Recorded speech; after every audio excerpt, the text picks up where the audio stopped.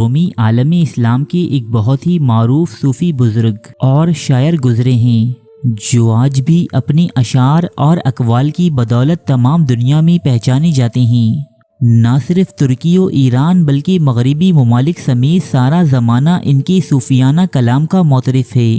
تو پھر کیا وجہ تھی کہ مولانا روم کی موت کے صرف 100 سال بعد پیدا ہونے والا مشہور فاتح عالم امیر تیمور ان سے اور ان کے کلام سے حد درجہ نفرت کرتا تھا۔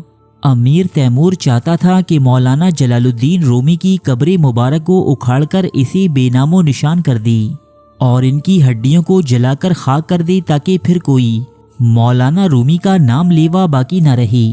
امیر تیمور جیسا علماء اور صوفیہ سے محبت کرنے والا انسان مولانا رومی کے لیے ایسے نفرت انگیز جذبات کیوں رکھتا تھا؟ یہ تمام باتیں آپ جان سکیں گے ہماری آج کی اس ویڈیو میں۔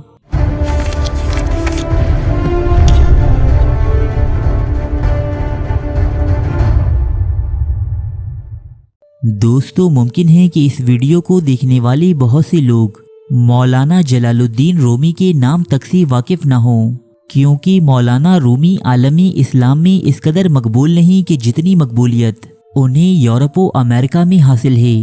یورپ و امریکہ میں نہ صرف مولانا رومی کی کتابیں پڑھی جاتی ہیں بلکہ انہیں پڑھنے والے مولانا رومی کے خیالات و افکار کی پیروی بھی کرتے ہیں۔ مولانا جلال الدین رومی سن 1207 عیسوی میں پیدا ہوئے۔ ایران، افغانستان اور تاجکستان، یہ تینوں ممالک مولانا رومی کی جائے پیدائش ہونے کا دعویٰ کرتے ہیں۔ اس کی وجہ مولانا رومی کی وہ بین الاقوامی شہرت ہے جو ان سے قبل شاید ہی کسی مشرقی شاعر کو حاصل رہی ہو۔ مولانا رومی کی لکھی ہوئی کتاب مثنوی رومی آج بھی امریکہ کی بیسٹ سیلنگ بکس میں شمار کی جاتی ہے۔ رومی کے اشعار اور اقوال سوشل میڈیا پر آج بھی اس قدر مقبول عام ہیں کہ ان کی تراجم دنیا کی ہر زبان میں پوسٹ کیے جاتے ہیں۔ ابتدا میں مولانا رومی اپنے دور کے اکابر علماء میں سے تھے۔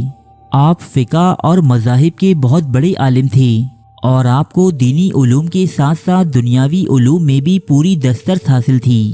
آپ کی ذہانت کا یہ عالم تھا کہ دوران طالب علمی میں ہی پیچیدہ مسائل کے حل کے لیے علماء وقت مولانا کی جانب رجوع کرتے تھے۔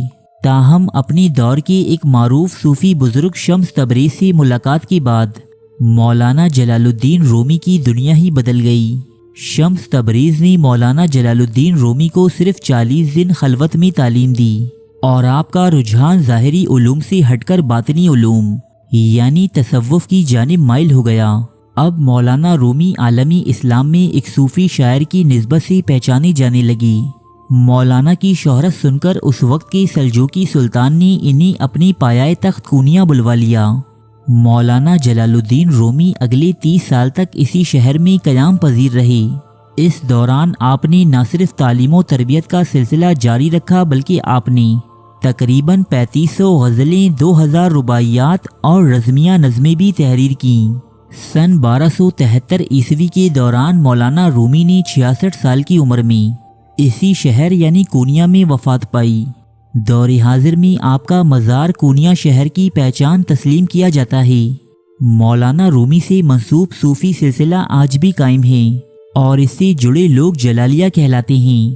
مولانا رومی سے منسوب ایک خاص رقص ان لوگوں کی پہچان ہے۔ اس رقص میں ایک ہاتھ سینے پر رکھ کر اور ایک ہاتھ فضا میں لہرا کر گول گول گھوما جاتا ہے۔ اس رقص کے دوران دف اور نے بھی بجائی جاتی ہے۔ مغربی ممالک میں مولانا رومی سے منسوب اس رقص کو صوفی ڈانس کہا جاتا ہے اور دنیا بھر سے لوگ مولانا رومی سے جڑا یہ رقص دیکھنے کونیا آتے ہیں۔ دوستو، اہل مغرب بھلے ہی مولانا جلال الدین رومی کی سیکولر تعلیمات اور ان کے صوفی رقص کی پذیرائی کرتے ہوں، تاہم تاریخ عالم کے ایک بہت بڑے فاتح امیر تیمور کی نظروں میں یہ تمام عوامل خرافات، بدعت اور بے دینی کے سوا کچھ نہ تھی۔ امیر تیمور ایک ماہر جنگجو ہونے کے ساتھ ساتھ دینی اور دنیاوی علوم میں بھی خاصی مہارت رکھتا تھا، جبکہ بعض مورخین تیمور کو ایک مفتی اور فقیہ بھی لکھتے ہیں۔ امیر تیمور کو مولانا رومی کی شاعری بالکل بھی پسند نہ تھی تاریخی حوالوں کے مطابق تیمور یہ ارادہ رکھتا تھا کہ جب وہ شہر کونیا میں داخل ہوگا تو سب سے پہلے مولانا رومی کے مزار کو ڈھا دے گا اور ان کی ہڈیاں نکال کر انہیں سریعام آگ لگائے گا۔ اپنی یادداشتوں پر مبنی کتاب میں امیر تیمور لکھتا ہے کہ میں مثنوی پڑھنے کے بعد مولانا روم سے متنفر ہو گیا ہوں، کیونکہ مولانا روم تمام مذاہب کو احترام دیتا ہے اور کسی مذہب کو کسی دوسرے پر فوقیت نہیں دیتا، جبکہ میرا عقیدہ ہے کہ اسلام باقی تمام مذاہب سے برتر اور اعلیٰ ہے۔ جب میں کونیا میں داخل ہوا تو میرے ساتھیوں نے میرے گزشتہ ارادوں کو یاد دلاتے ہوئے کہا کہ میں مولانا روم کی قبر ڈھا دوں اور اس کی ہڈیاں قبر سے باہر نکال دوں۔ تب میرے دل میں خیال آیا کہ تیمور ایک مردے کے ساتھ لڑائی بری بات ہے اور میں مولوی کی قبر ڈھا کر رسوائی مول لینا نہیں چاہتا۔ تاہم امیر تیمور نے مولانا رومی کے مزار پر رقص کرنے والی درویشوں پر انتہائی سختی برتی اور یہاں برسوں سے انجام دی جانے والی رسومات کو بدعت قرار دے کر منسوخ کروا دیا۔ آج مولانا رومی کی وہی تعلیمات جن سے امیر تیمور نفرت کرتا تھا، دنیا بھر میں ان کی شہرت اور مقبولیت کا باعث بنی ہوئی ہیں۔ دوستو، آپ کی اس موضوع پر کیا رائے ہے؟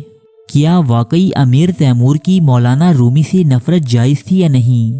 ہمیں کمنٹ باکس میں اپنی رائے سے ضرور آگاہ کیجیے گا۔